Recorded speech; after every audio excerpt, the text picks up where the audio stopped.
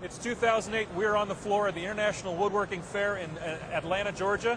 And if you're building furniture, any kind of furniture, cabinetry, you can make it look beautiful, but until you put that finish on it, it's not done. And we want to talk about finishing that furniture right now. We're at the Apollo Sprayer booth, and Jeff Zegman is with us. Jeff, thanks for having us. You bet. We want to talk, first of all, about an award-winning gun. Is that true? Absolutely. There's a lot of unique features about this gun. Okay. Number one thing I can't stress enough is the gun itself. On the inner of the gun, yep, has a 5/8 inner chamber. Really nice thing about it is this gun will also convert over to an air compressor. Just change this one single fitting out, so it'll allow you to work on an air compressor or on a turbine. So okay, so nice versatility there. Absolutely, absolutely. Okay, and you showed me something else as well. You can use it in different cup situations, right? Yeah, you can go with several different configurations. You can go with the bottom canister style cup, which most guys are very familiar with. Right. Or more into the automotive industry, you can also go into the gravity style cup. Cool, so whatever they want to work with? Or even a pressure pot. We also have larger pressure pots, just depending on what best fits your application. You can go into the bulk end of it, or you can go into the smaller quantities, or whatever best fits your application. Okay. Fan adjustment, what do we got going here? Absolutely. On the head of the housing of the gun, there's a fan adjustment, which allows you to go from a round pattern right back to a fan pattern. So this, depending, again, on your application, you can really fine-tune the gun to get the results that you want. Cool. Now, I see atomization on here as a pretty strong feature. Can you explain that a little bit? Yeah, the gun itself has been designed to give you the best atomization that you're going to find. The reason for that is the actual head of the gun, the cap itself, there's a lot of designs that have been done on this gun. Yep.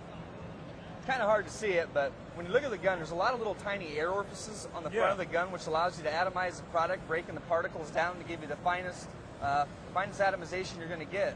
So a nice even spread across it. Absolutely. And you can play with the fans and do some pretty cool stuff. You really can, and a lot less sanding between coats just because the atomization is just that fine. Can you show us how it works? Certainly, why not? All right. Now you've got it set up in a cup system, so that works out well. Yep, today we're doing the bottom canister style cup. Okay. Today we're working with the black paint. Okay. That's the black water-based paint. Very similar to the latex paint. However, this material we're working with today has resins and not pigments. Okay. So in other words, it's a very thin product. Great. I'm going to jump over here quick. We'll kick this four-stage unit on. Got it. Again, today it's a four-stage unit. This is good to spray anything on the market today. Anything you'll ever want to spray. Okay. Again, on the head of the gun, just a few key features on the gun itself. You have your fan control adjustment, which you also have. You also have your adjustment for your horizontal versus your vertical.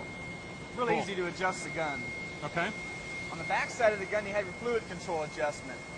When I start out, I just like to go ahead and just open this up slightly. Now we'll go ahead today and we're going to start out in a round pattern. All right. Let's go ahead and check here. We're going to open it up today and we're just going to lay down a fan pattern. Today, if you want to spray kitchen cabinets, possibly some trim work, you name it, anything you'll ever want to spray. Again, it's the fan pattern today coming across this. Certainly we can put it on as light as we want. Yeah. Depending on where you're spraying, you don't want it too heavy. Yeah, absolutely. Or let's just say maybe you're doing latex on the interior of a home. Turn the gun up a little bit. Nice. You can put it on as heavy as you want. Sweet.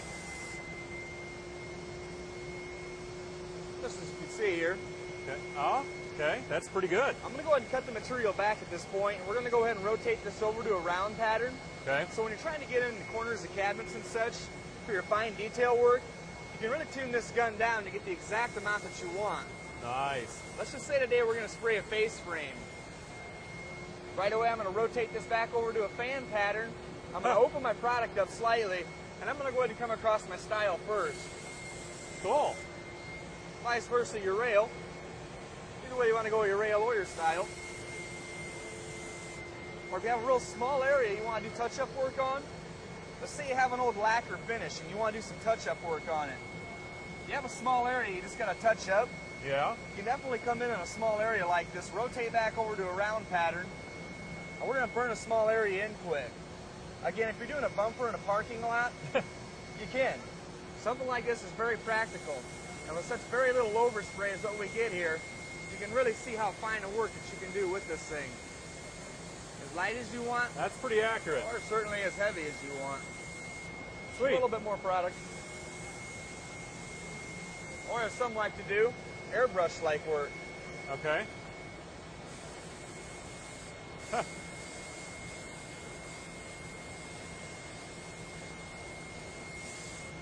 Nice.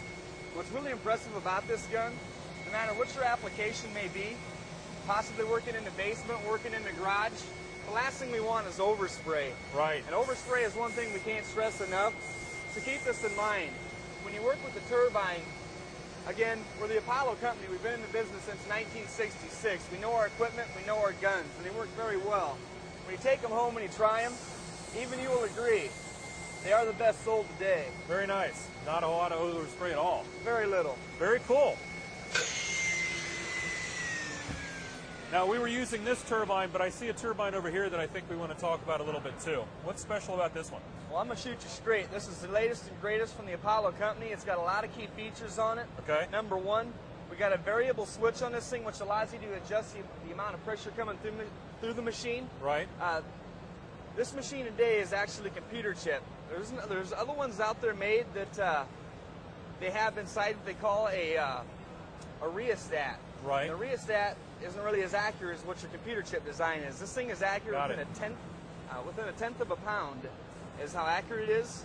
What it also offers on the machine is it also offers a light on it when the machine finds that the filters are being clogged up.